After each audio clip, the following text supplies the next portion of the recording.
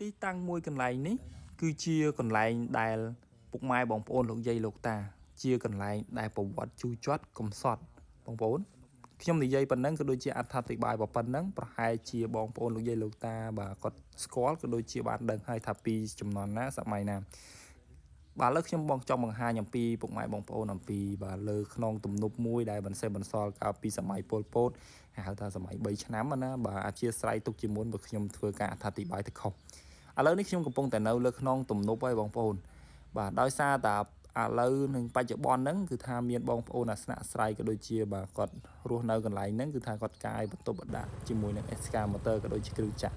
តាពីសម័យមុនក៏ដូចជាសម័យគេហៅថាសម័យពលពតសម័យ3ឆ្នាំហ្នឹងគឺថាលើកដោយដៃកម្លាំងមនុស្សតលតែម្ដងសម្រាប់ការលើកហើយក្នុងវីដេអូនេះខ្ញុំចង់បង្ហាញអំពីបងប្អូនបាទក៏ដូចជាក្មេងៗចំនួនខ្ញុំក៏ដូចជាចំនួនក្រោយឲ្យគាត់បានឃើញក៏ដូចជាបានស្គាល់បានដឹងថាទីតាំងទំនប់បាទសេះសល់អំពីសម័យពលពតឬក៏នៅអត់ឬក៏បាទគេរំលាយហើយឬក៏នៅប្រមាណអញ្ចឹងណានេះខ្ញុំបង្ហាញតែពីតំបន់ខ្ញុំកន្លែងណាដែលខ្ញុំស្គាល់ហើយនឹងច្បាស់ជាលក្ខតែប៉ុណ្ណោះបងប្អូននេះហើយជាដងអូដែលយើងហូរទៅទឹកនេះបាទហូរទៅដល់ទៅចាក់រហូតទៅដល់ចាក់នៅស្ទឹងសង្កែខេត្តបាត់ដំបងយើងតែម្ដងអញ្ចឹងហើយបើខ្ញុំថាទំនប់មានទៅដល់4ឯណោះដូចទាំងទំនប់ធំបងប្អូនអូខេបងប្អូនលោកយាយលោកតាប្រកាសជាស្គាល់ហើយទំនប់មួយកន្លែងនេះឈ្មោះថាទំនប់អូឡោកបងប្អូនទំនប់អូឡោកនេះប្រហែលជាសម័យមុនមិនដឹងថាគេដាក់ឈ្មោះអ្វីទេសំខាន់ខ្ញុំហៅតែសម័យបច្ចុប្បន្ននេះគឺថាឈ្មោះយ៉ាងម៉េចគឺថាខ្ញុំហៅបែបហ្នឹងអញ្ចឹងបើសិនជាពុកម៉ែបងប្អូនក៏ធ្លាប់ជួបឬក៏ធ្លាប់មកលើនៅតំបន់នេះបាទសូមជួយ comment ប្រាប់ខ្ញុំផងបាទ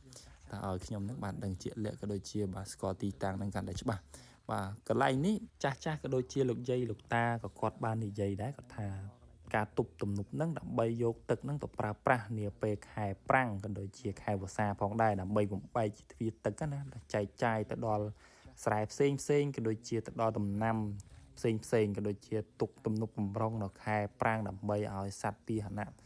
បរិភោគដូចជាយកមកប្រើប្រាស់នៅប្រចាំថ្ងៃផងដែរហ្នឹងហើយពុកម៉ែបងប្អូនតំបន់កន្លែងនេះហើយដែលខ្ញុំកំពុងតែបង្ហាញទំនប់ដែលដំបូងគេបាទអធិស្ឋានទំនប់ដំបូងនេះមិនមែនជាទំនប់ទូទាំងប្រទេសខ្មែរទេអធិស្ឋានផងគឺថាដែលតំបន់ខ្ញុំដែលខ្ញុំ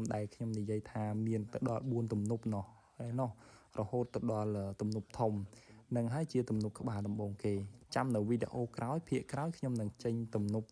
បាទទី2បាទដល់ក្រោយដល់ទី3ដល់ក្រោយដល់ទី4គឺជាទំនប់ធំតែម្ដងពុកម៉ែបងប្អូនអូខេពុកម៉ែបងប្អូនវីដេអូយើងក៏ឈានមកដល់ទីបញ្ចប់ទៅហើយ